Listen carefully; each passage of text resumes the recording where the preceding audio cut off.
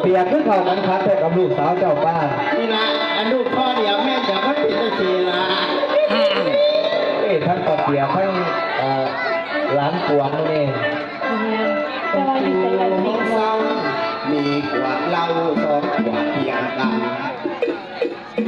ขวดหนึ่งนั้นเป็นขวดเหล้าขาวที่จำได้ดี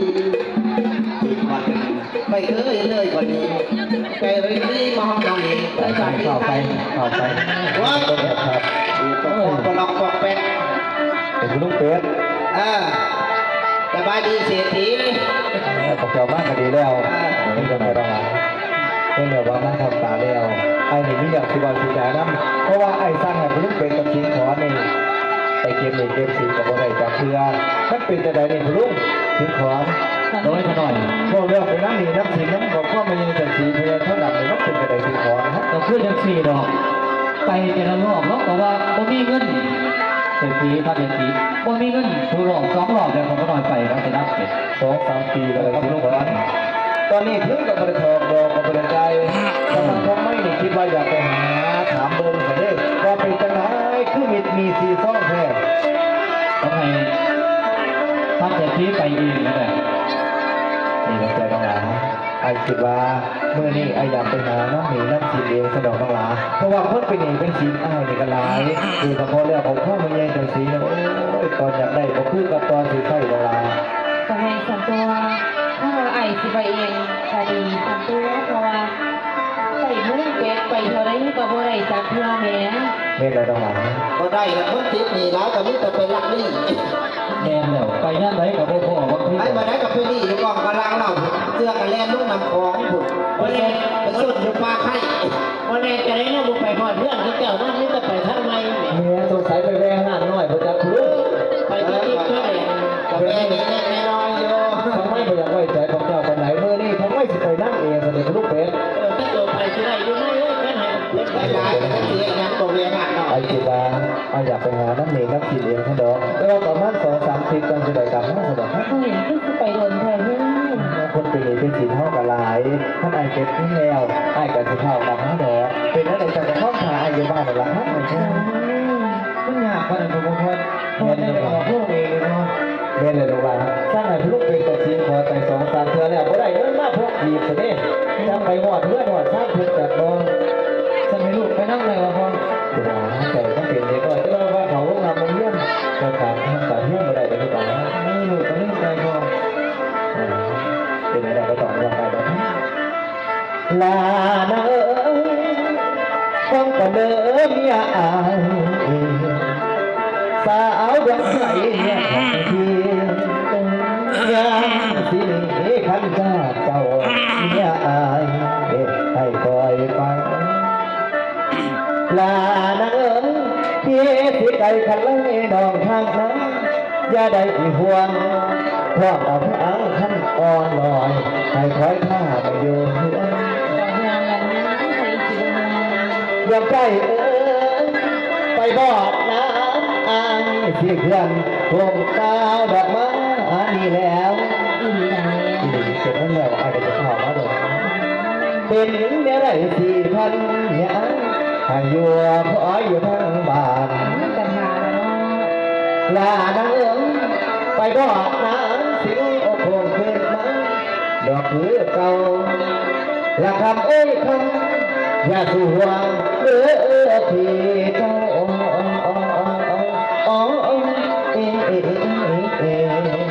้ยทางอาย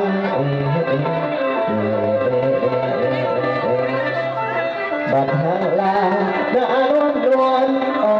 ยน้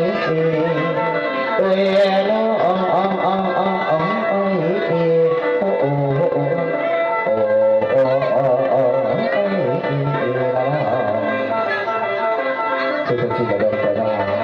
ย่ำผิดไปกับร่างเก่าทั้งนั้นก็ได้หัวอีกประเดิมทักไปได้สิโมโคงมาเปล่ามากกระดอกให้ โอ้ยบ่อยห่วงเกยเนี่ยก็ห่วงละล้างถ้าว่าไอ้สิไปเนี่ยนี่ก็มีความได้ใจอยากเราอยากลาต่อใจสัน มีอย่างจะว่ามาเลยนะ เรื่อง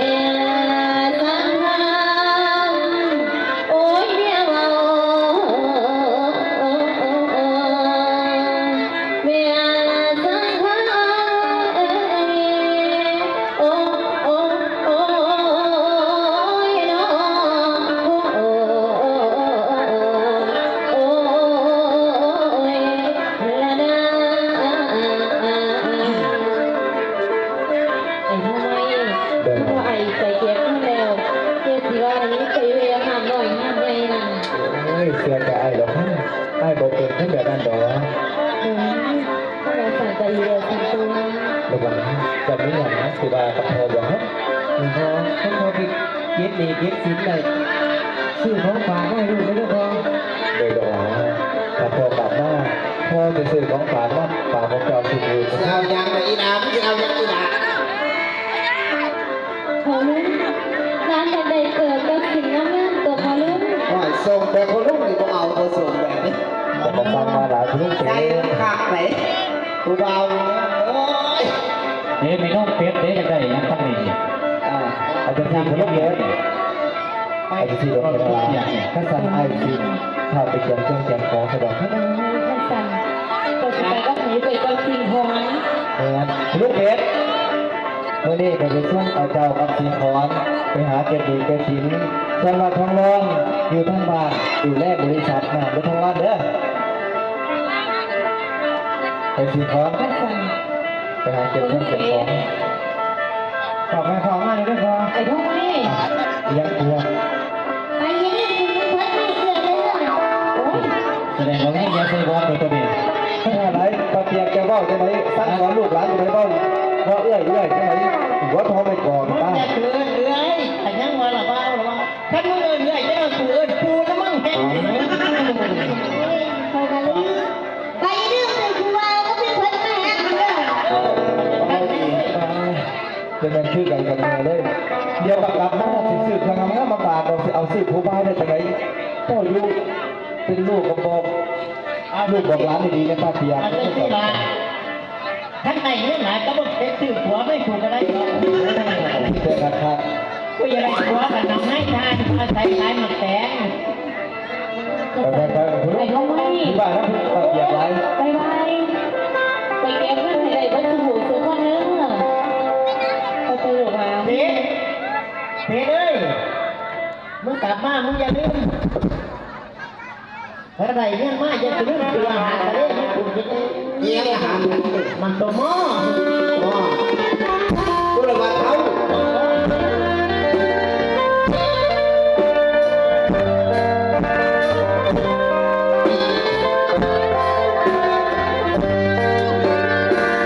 ยังจำได้ไหมว่าหัวใครเคยโดนปากทีเก็บตัวตัวพี่ได้ฟังข่าวมาเจ้าแต่งงานแล้วน้องแก้วจะรู้รักเราเจ้าคุยนั่งจนเศร้าฝากความเหงา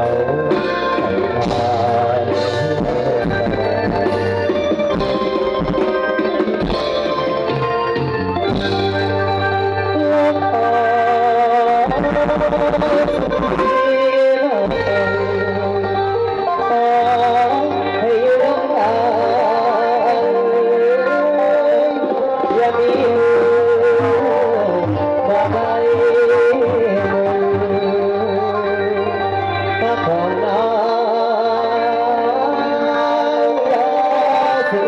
น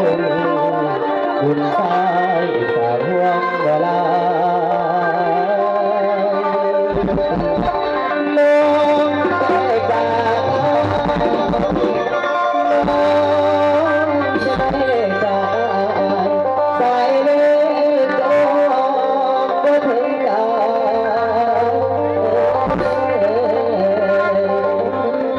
ต้องสักพันก็เลย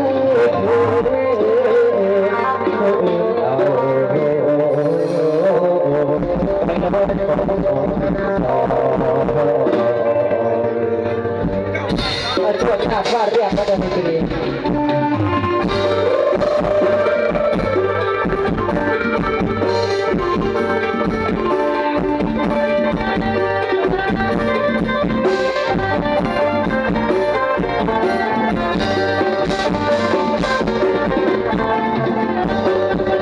ดวงใจสอนไว้ที่ข้างบ้านต้องเป็นทุกวันเป็นวันที่ทุกสุขต่อตั้งเป็นกำลังต้องคงรักที่ใจรอ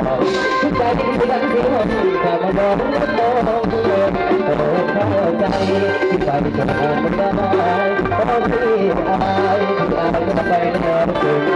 กลับมาได้ไงก็คงไม่ได้เห็นที่ที่ตัวน้ำตาสุดเป็นเช่นเดิมเจอ Hãy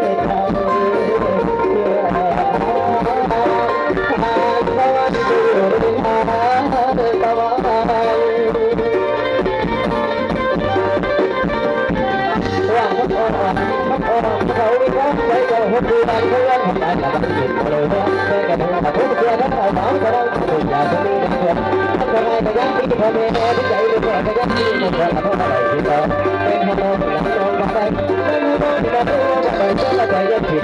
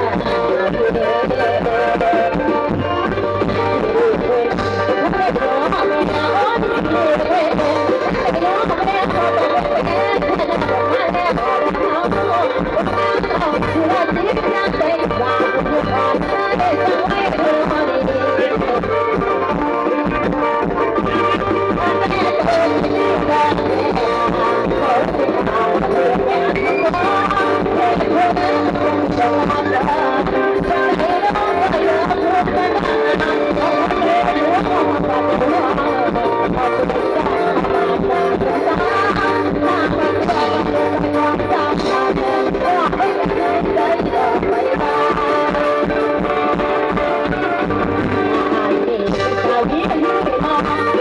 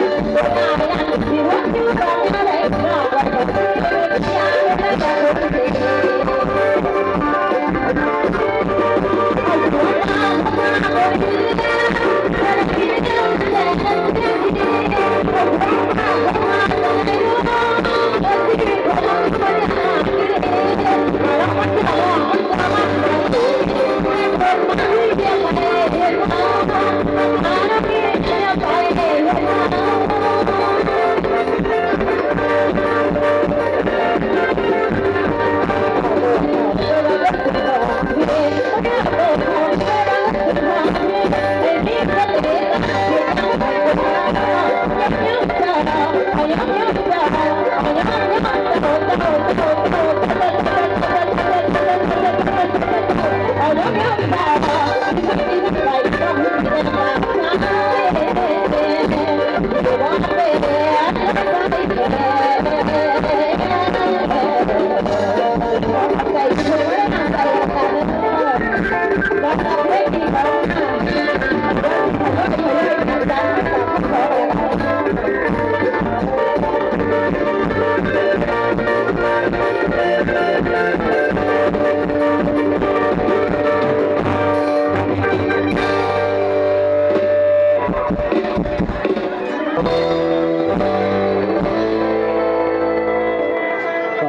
สู่เสมอหลานสีขาวบนเรือ